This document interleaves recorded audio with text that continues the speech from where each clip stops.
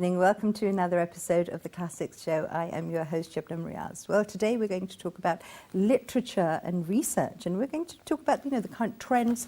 Are they addressing our needs? And lots of other things in the program today. So we're very happy to have with us our guest in the studio, Dr. Sheeraz Dasti, who is the Assistant Professor, Department of English with the International Islamic University. Thank you very much for joining us here today. Thank you for having me. Okay, so to start, today's program, a very basic question: what is literature research? Literature research is a systematic way of studying literature. Usually, we have lenses for that, angles for that, and the methodology for literature research is literary theory, which we now call as postmodern literary theories, that include a whole range of angles or lenses, including feminism and eco-criticism and Marxism, post-colonialism, which is more relevant for our context, post-structuralism. So these are different ways of looking at literary texts. So using those angles, we systematically analyze literary texts, be it poetry or prose, novel, short fiction, flash fiction. So that is literature research in brief. Right, in a nutshell. Yeah. Okay. So what are the current trends of literature research and literary criticism that are, predominant in the country at the moment? Because we keep following the Western route whenever we do. I mean, English comes from the West. So we follow Western literary theory and Western models. So I would like to briefly talk about what is happening over there in the West. Yeah. In Western academic, the literature departments, they align their research with the current issues of their society that are identified by their society as problems. Right. For example, nowadays there is a lot of hue and cry about environment, climate change. So this climate change is bringing this awareness to the literature departments that we should be doing eco-criticism. So eco-criticism is being taught, and eco-critical studies are being conducted in all American universities, right. and even in the UK, in other European universities. Similarly, there is a lot of research that is happening on another recent issue, that is immigration, because there was this immigrant crisis in Europe and North America after the Syria crisis. And then that leads to the shaping of political thought as well. Yes. So they are doing a lot of immigration and integration studies. Then, recent last year there were women marches in the U.S. So they have kind of led this whole debate, a kind of shift from the East to the West again of feminism. Right. Because earlier it had shifted, all the focus had shifted to the third world. There were, academics were talking about the ways to improve women's life in the third world countries. But then because of the alleged misogyny on part of a politician, they started coming out and kind of bringing the whole focus back to home. Right. So there is feminist studies are again being conducted in the Western academia. Similarly, post-colonial trauma, as it is reflected in American literature or Western literature, English literature. So that is also being studied even today. So my argument is that most of the researches that happen over there, they are aligned with the needs or the contemporary burning issues.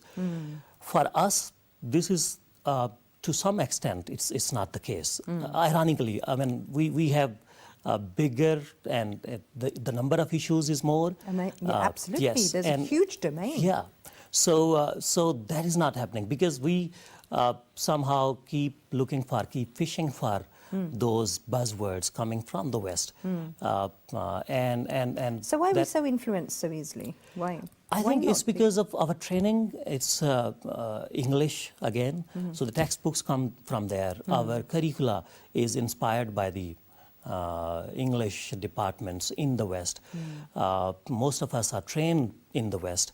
So because of that, and then this race to say something new, something that is hot, that nobody has heard in Pakistan. This craze has somehow made us to do research in those domains which have no immediate relevance to our context. Therefore, those studies, they sometimes don't seem grounded in the country. I was studying frequencies of literature research in Pakistan at in fact, two of the major universities in Islamabad. And the results were, they were not only disproportionate, they were upsetting as well. I see. Because there is huge imbalance. 49% of all the theses that have been conducted in those two universities in Islamabad, in English departments, they focus stereotyping, representation, identity crisis, and other such, abstract issues. 16% of these theses are in feminism, 8% in ego-criticism, 8% in diaspora studies. Now, these are, I know that these all are the important issues, and perspectives on them are also significant. Of course. But this huge shift, this clear shift from the economic to the cultural, this will not do much good to a country like Pakistan. Absolutely. Because Where there are so many, as you so just many pointed issues, out, yes. There's so many issues that need to be addressed. Yeah. That need to be talked about. Okay, so how do we increase the identifiable nature? How do we get people to, focus on homegrown issues? I think it's important that we should look at what is happening around us within the country. And, Pakistan is a country which is economically pressed, all of us know. And in this country, 44% of the children are stunted. 35% of them are born stunted, which means 9.6 million children are malnutrition, chronically malnutrition. 14% of the women of reproductive age are undernourished. And then, this 40% of Pakistanis live in acute poverty. So when we have these teeming millions, and we are not talking about the exploitative economic systems, when they are reflected in our literature as well. I mean, there is one thing that our literature is not fictionalizing these issues. There is another story. But there are stories, there are narratives, there are novels and poetry works that have represented these issues. Those teeming million are being represented. So my case is that they should be then reflected in the academic criticism as well, literary research as well. Exactly, right. So let's talk about linguistics as well. That's also an important area, Yes. Of this. I was very surprised to know, when we were speaking before the program, that linguistics as a subject is where in Pakistan? It's nowhere. Because... That is quite amazing. Yes, it is. What's the reason for that? There's not a single department of linguistics in Pakistan. There was one in Quaid-e-Azam University. It started in 2009, but it has been closed now. I mean, it's nowhere. And probably it's because the people don't see utility of this subject. I don't know. But there are a couple of subjects that we teach at English departments, but sometimes it's sociolinguistics that we teach, applied linguistics, discourse analysis, everything that is not pure linguistics. So when we don't teach that scientific pure linguistics, whatever we study, that does not make us linguists. Right. And unfortunately, most of us, we believe that we are linguists. There are many linguists in Pakistan, which is not the case. Yeah. I mean, studying... So what's the difference? What a person who studies linguistics, what are they skilled in? They're trained in pure linguistics. They are trained in a systematic way in the subjects that are core linguistic subjects, that is syntax, morphology, phonetics and phonology, semantics, those subjects that deal with the structure, utterance and meaning of the language. And in most of our departments, because in the English departments, the need is not to go for the core linguistics. And sometimes, I mean, like at International Islamic University, at my university, we do teach a couple of core linguistic subjects at even undergrad level. Right. But they are beginning level course, introductory courses, and advanced level courses are not taught. Okay. So- Do you find students who want to go ahead with the subject? Yes, and they do. Right. There is, in fact, there are many people who, at the English departments again, who want to become linguists. But what happens is when they do their masters in English, which is MA in English, sometimes language and literature, sometimes linguistics and literature, most of the courses that they study are in literature. There are a few courses that are in linguistics, and when they apply for example, PhD in linguistics abroad, they would tell them that you haven't studied enough of linguistics, therefore you are not eligible. Eligible for yes. it. Okay. So that is what is happening, and this is unfortunate because most of the people, not just in the English department, but in other language departments as well, in Urdu, in Pakistani languages departments, they believe that they are doing linguistics, and somehow now even in HEC, they are thinking that, okay, so if there are these two streams in the English departments, then why not we specify that these are the people who should be doing linguistics, and these should be the people doing research and supervising research in literature. But my argument is that would not do much good, because unless we have separate, dedicated linguistics departments, linguistics will not promote. And if that is not promoting, our languages are not developing. Because we are sitting in a time when the world is going for computational linguistics. All the languages are being computed, and our languages, they don't have still that minimum online representation. I was recently contacted by a dictionary making organization from Germany, and they were like, so because there is no online representation for Punjabi, we want to make an online dictionary for Punjabi, and would you be willing to work for that? So nobody is thinking of that in Pakistan. That is a tragedy. Yes. Imagine. Yes, and that is the case with Urdu language as well. So, okay, I ask you this question. Why are we not owning what we have? Why are the other things so attractive for us, and what we actually have? Why are we not owning them? I think it's primarily because of the lack of vision and lack of awareness. There are, we have institutions, corpus planning institutions, institutions like National Language Promotion Department. They are doing wonderful job.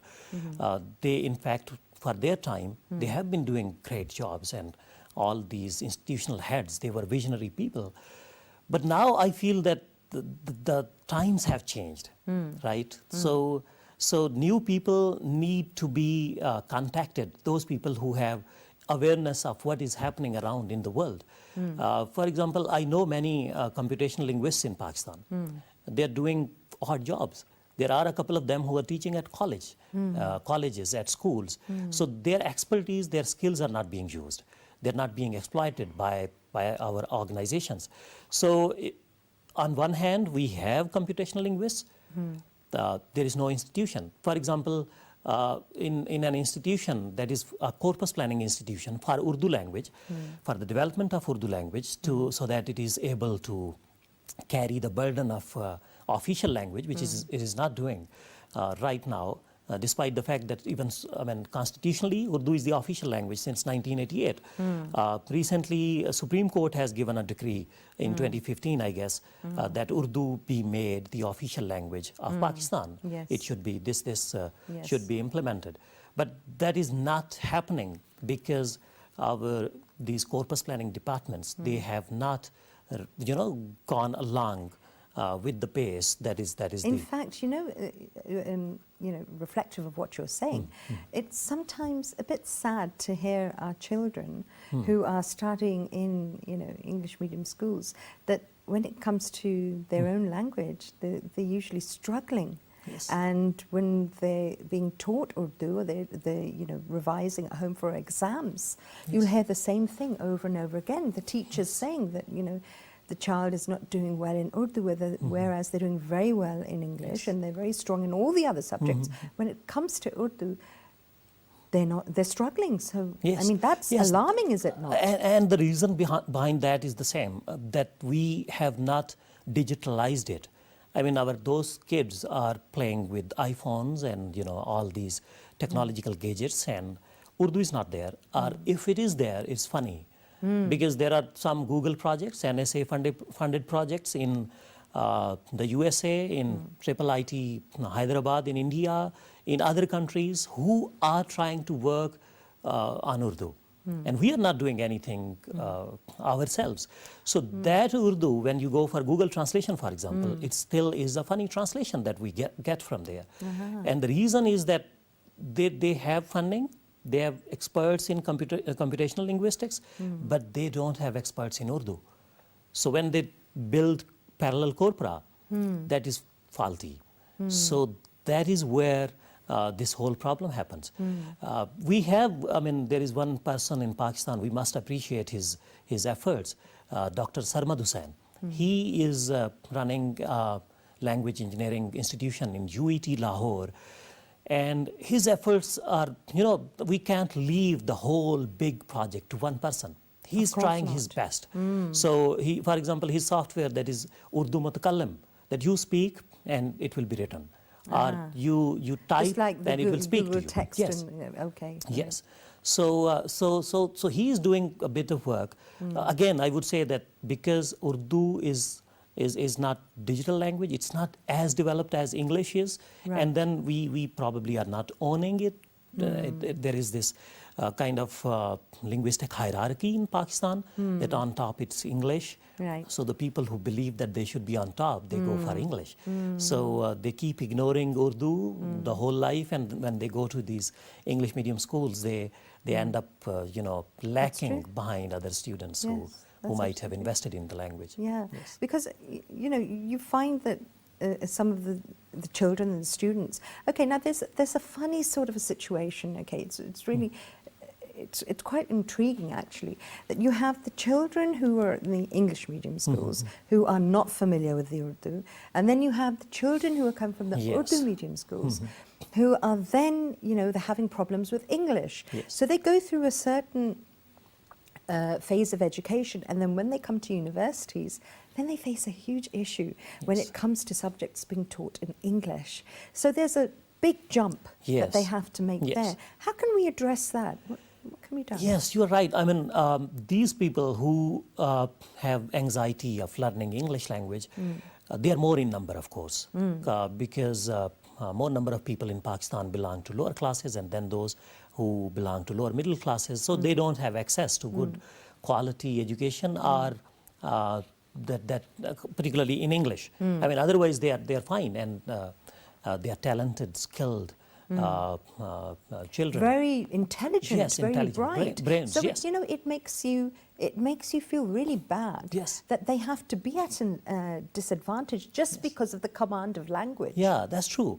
I mean, I have been running this English Language Center at the International Islamic University, and in the orientation session I used to say one thing, and that was psychological barriers and how to do away with them. Because these kids, when they sit along with, or when they have to compete with those kids coming from English medium schooling systems, they feel shy, and there are many psychological barriers. And psychological barriers are those things that, I mean, we see barriers in Islamabad on roads. So when we see them in front of us, what happens is our journey becomes longer. So when we have our own inner, these barriers that we have developed within our minds, they keep making our journey of learning the language difficult and longer. So I used to, kind of tell them that English is just a language, it's a skill. We call them skills: speaking and listening and reading and writing. And skills are learned with practice. Right. Language learning is like learning any other skill, like driving. So how do we learn driving? Is just Practice. a case of practice, yes. Practice. It's a matter of practice. So in the beginning, when we do driving, we are conscious of everything. And everyone watching us. Yes. And making a mistake. Yes, and it's we have to think and then go for the gear, and we think first and then press the accelerator, and everything is happening consciously. True. But once we do enough of practice into that, we are automaticity is developed. And when that automaticity is developed, we become skillful, and then we keep talking on telephones, which is not advisable, of course.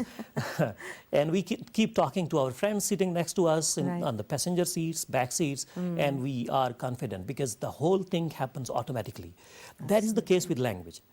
So I think in Pakistan, when we teach our students, particularly those students who learn the language, English language, at a later stage, we don't there is a lot of pressure on them, and they don't realize that this is a skill, and if you have to go from one level to the other level of proficiency, you need to invest 200 hours of time into each of the language skills. So it means that if you include grammar into the skills, you need 1,000 hours of practice in the English language to become proficient, to in fact go from the basic level to the intermediate level. We're talking about 1,000 hours in what time frame? It depends on the students. So there are students who keep learning for 14 years, and they are still unable to invest that much time, and therefore, our BA, the people do graduation, but still they are not good in English, just because they have not invested enough of time. They do, routing and parroting of things, and haven't invested much time, and therefore they end up learning not a good English. But if they keep doing that, if they focus on this thing, specify a lot of time, this 1,000 hours, within 3 months, for example, or 6 months, they would be, going to the next level of proficiency. Right. So it's again that if a student is just attending the class and not doing anything other than that at home, in his or her free time, he's not going to be proficient because they are thinking that they are investing time in the learning of English language, but they are actually not. Absolutely true. Yes. Dr. Sheeraz, we're going to get back to exactly this topic because I think this would be very, very helpful for our viewers who are watching and having trouble with English. Right now we're going to go for a break, so don't change the channel.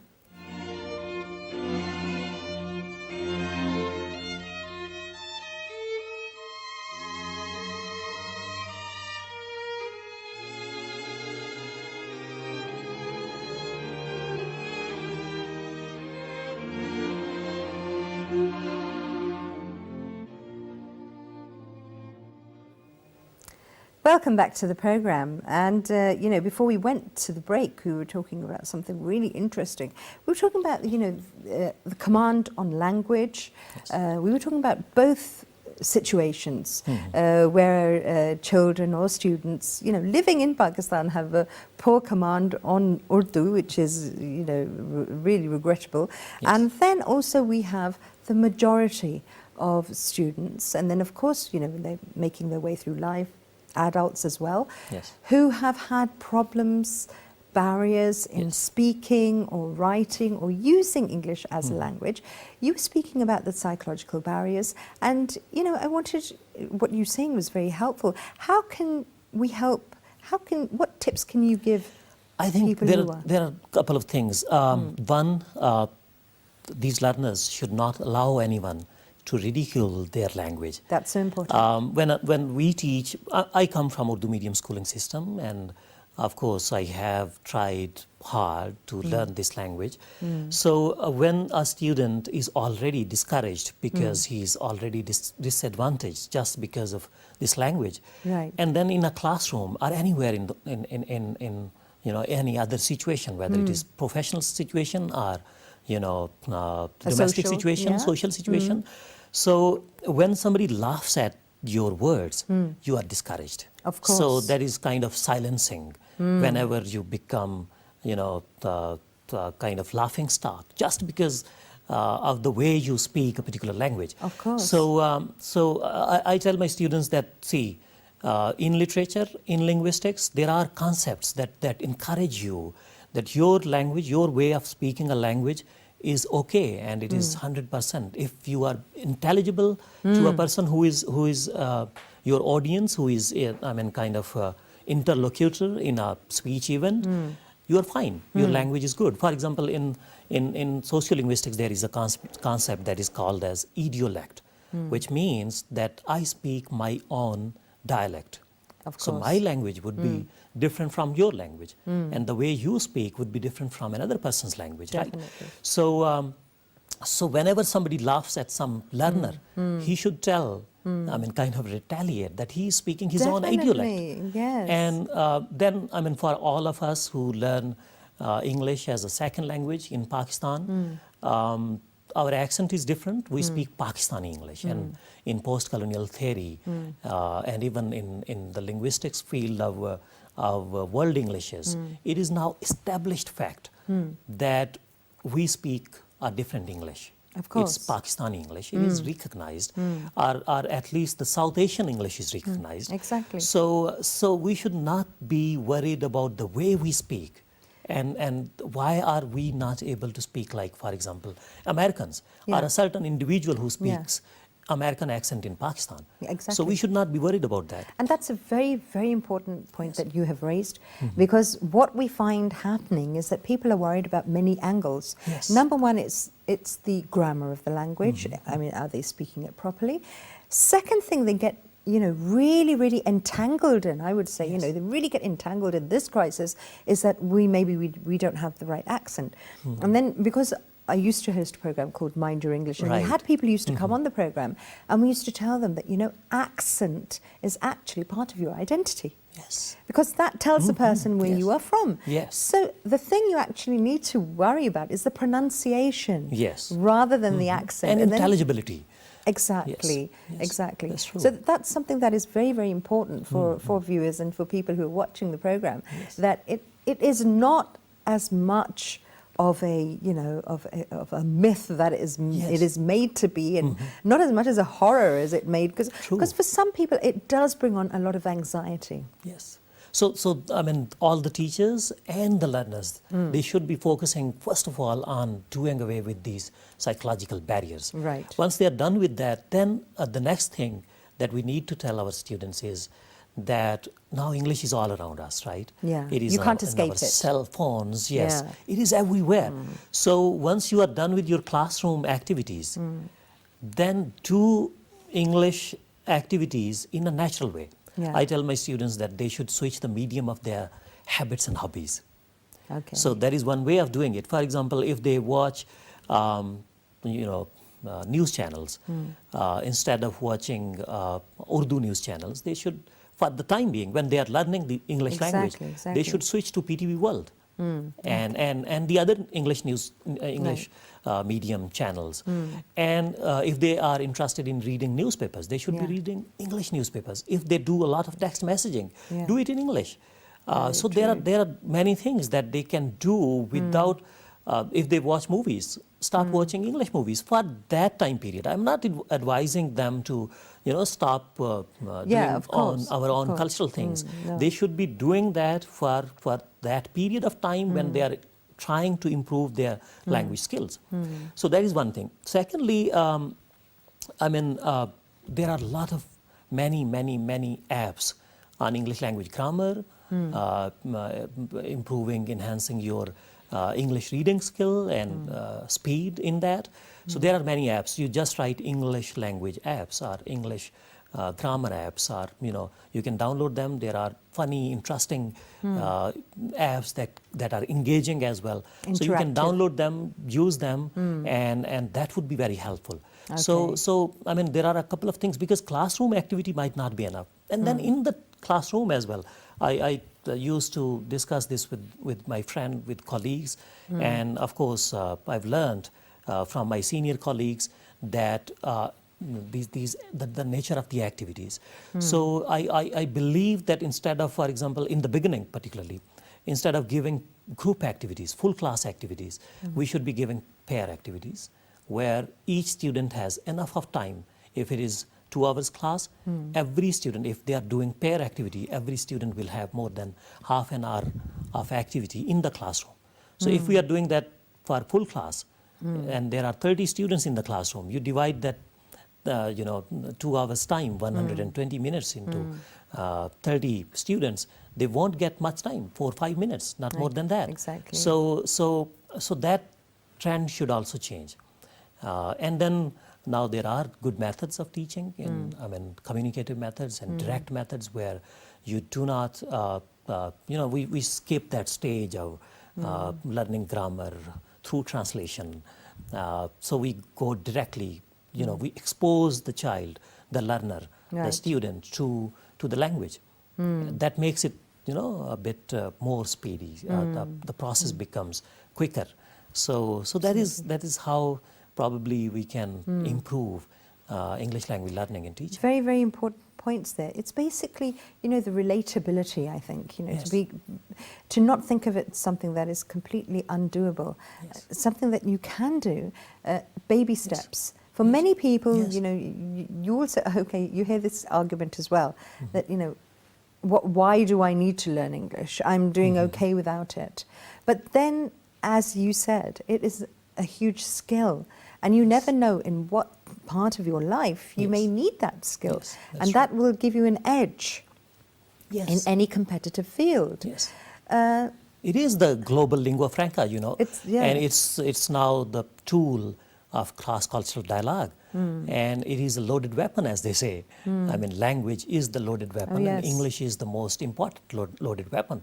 So in Pakistan, in other third world countries, it is a class-changing tool. If you are aiming at upward mobility, you need to learn this English language. So it should not be ignored. This huge, important tool of the world. More than 90% of the research, academic work, is published in English. So how can we do away with something that is so important? So convincing, that's an important point, because most of my students, they are not fully convinced of the significance of the language. So when they're not convinced of that, they lack motivation. That's true. If they're dealing with it like another regular activity or another subject, they might not be putting in extra effort that is actually required. So that is also the job of the teachers, the senior, the learners who are at the advanced stages, to tell the juniors, the young learners, the beginners, that they have to convince of the significance of this. And I also tell the students that they should remind themselves of the incentives that they are going to win after they learn this language. Definitely. And there's also no reason to be insecure. This is no changing of any identity. Yes, that's true. This is, who you are is who you are. Just learning another language does not change you in a way to be somebody else. Because I find that is also something. In post-colonial studies, we see language is studied as a battleground, right? So we see these debates that once you learn another language, you actually learn another culture, which is not bad, because learning about other cultures is in fact adding to your strengths. So, but then there are also debates that any language can be indigenized. So is the case of English language. We can indigenize it. We can culturally load it. We can use it to our advantage. Yes. So and that is happening. Even our creative writers, they are indigenizing English language, post-colonializing it, or Pakistanizing it. We see. There are papers like English as Islamic language, English as Pakistani language, where we study those aspects of the language. I tell my students that we should not be worried about losing our cultural significant packets that are attached with the language, with every word. I think that is a major concern, is it not? Yes. So we can say, instead of saying good morning, which is not bad again, but still, if you want to say Assalamu alaikum, English does not prohibit you from saying Assalamu alaikum. And similarly, I mean, instead of saying, see you tomorrow, you can add inshallah to that. Yeah. I mean, if we have cultural, religious discourse markers, we can have them, and they are already happening. So English, it used to be considered earlier at different universities even, that it were a lughatul, kufar, or it's a language that is the language of totally another culture. So it will be doing damage. So that is not the case. Now English is everywhere in the world, and in different parts of the world it has been indigenized, and it is doing the local functions perfectly, and then the international role as well. So we should not be afraid of that. I mean, we are not losing our identity. And again, as you have said, that our identity is in our accent. Yeah. Our Urdu being one of the contact languages of English language in Pakistan, it is always there. I mean, anybody listening to us would be able to tell that you are from Pakistan. You are an Urdu speaking person. So there shouldn't be any fear. Exactly, Yes. exactly. Very, very important points there. Okay, we also spoke about language development. Do people realise the importance of language development? We use it all the time, with whatever language we're comfortable in speaking in. Do we realise this responsibility that we have towards mastering the language that we're using? There are two things. One is mastering the language at the individual level. The other thing is developing the language, as language itself, planning its corpus, making dictionaries in the language. As I've already said, computing the language, giving it online representation, digitalizing it, because now it's the age of digital humanities, digital, era where we talk. Everything is on the screens. Yes. It is shifting from printed pages to computer and mobile and iPad and all these screens.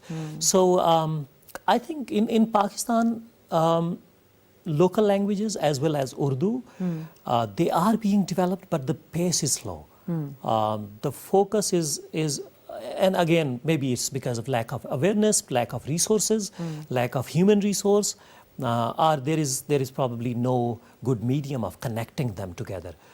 For example, as I was talking about, a couple of my friends who have done their degrees, PhDs in computational linguistics from Germany, from the USA, but they are not, the skills are not being used. So that awareness is important. We have different sangats, academies, language boards and literary boards for all the regional languages, provincial languages in Pakistan. But what they are doing is holding conferences, which is good, it's okay.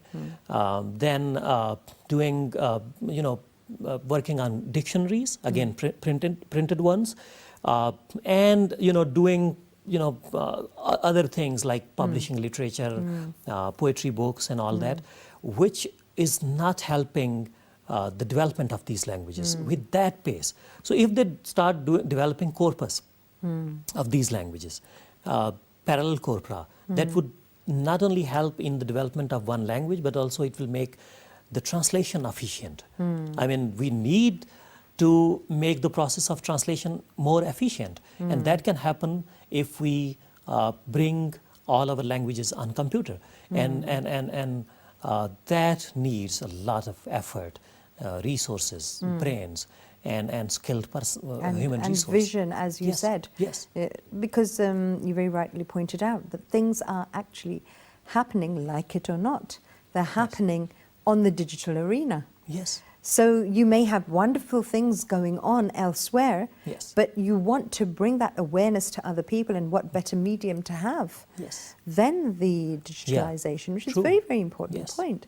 Okay, now getting back to, the students who are struggling with English and everything and all the tips that you've been given, another thing we find, I've heard many people complain about, and students being very worried about, in fact makes them very, very anxious as well, is the sudden, they've gone through school, they've gone through colleges, all of a sudden university is a totally different ballgame for them.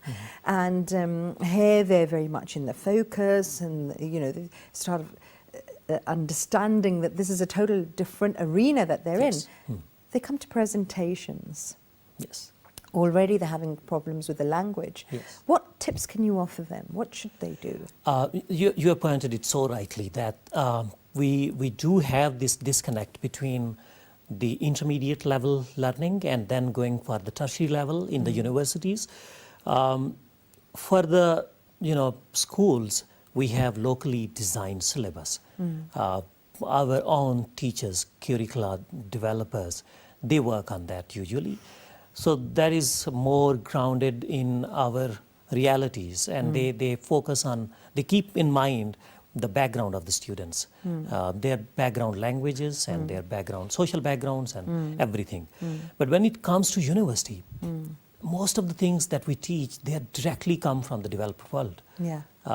Be it English or other subjects, Yes. sciences, anything, which is being taught in English.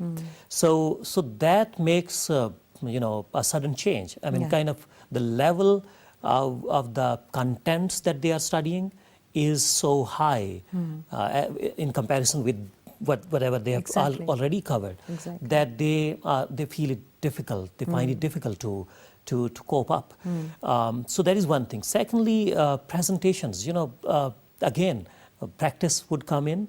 I usually see my students. They think that they should just research whatever the topic is and put it on the slides, go and present, because they have researched, they have enough of material that is already on the PowerPoint, so they can read from there and present. From it, exactly. Which is very, very much not what one should be doing. So I usually advise my students that they should be focusing on rehearsals, because reading is not advised. In Switzerland, the fourth biggest political party is called anti-PowerPoint political party. So I mean, because PowerPoint might not be that good, it stops you from memorizing, from keeping things in mind and saying that those things naturally, in a natural way. And from comprehension as well. Yes, and comprehension as well, because you have taken things from different sources, accumulated them, kind of compiled them, put them on the slideshow, and then start presenting, reading from there. That would not help neither the presenter nor the audience. So rehearsals for time, rehearsals for fluency, rehearsals for natural way of speaking, and then even for the stress pattern. That where to emphasize, what is your catchphrase, what is your punchline, so how to say that. So all that is very important, which I sometimes see missing in the efforts of our students. That's very true. Another thing I would say is that in our schools, be the Urdu medium or English medium, we find that usually there's a few children who are always going to be in the top three. Yes. Whether it's academic, whether it's presentations, debates, speeches, contests, whatever. You'll always see a specific 3, 1, 2, 3, 4, 5 who are going to be there. So those are the ones who have already mastered the public speaking. Yes. They've got their confidence going for them. What about the rest of those 30 or 35 or whatever, 20, 25 other children who are in that class, and each year they just look at them and they think, I wish I could do that.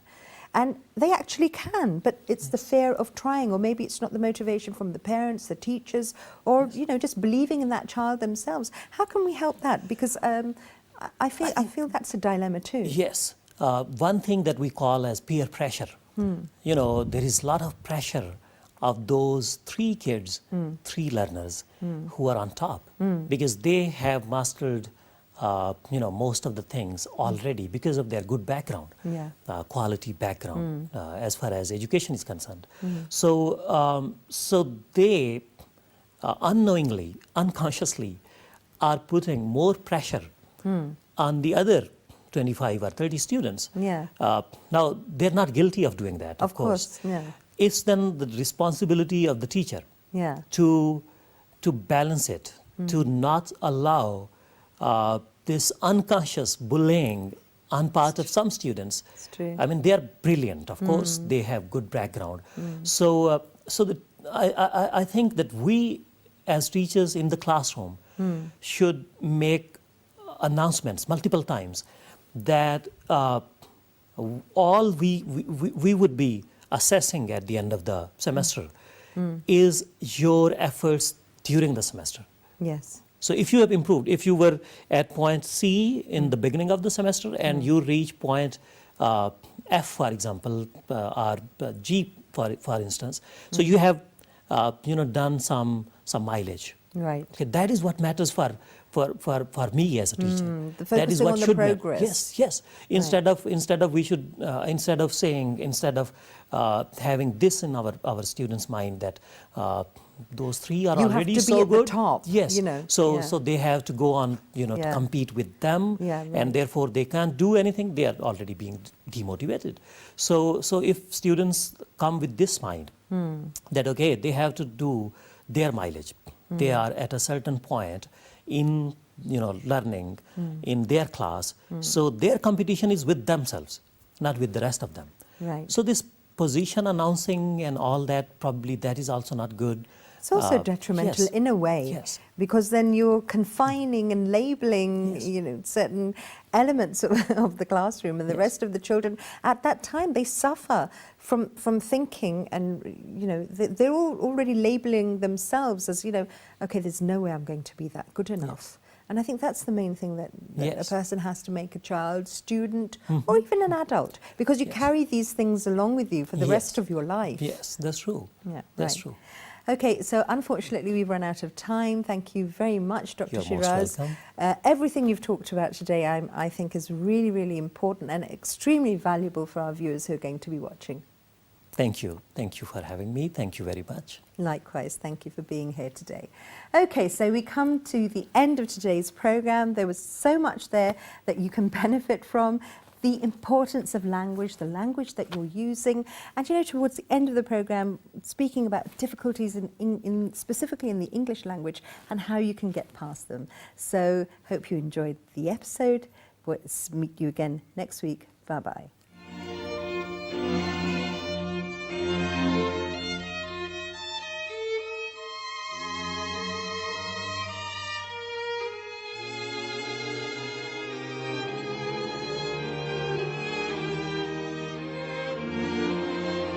Thank you.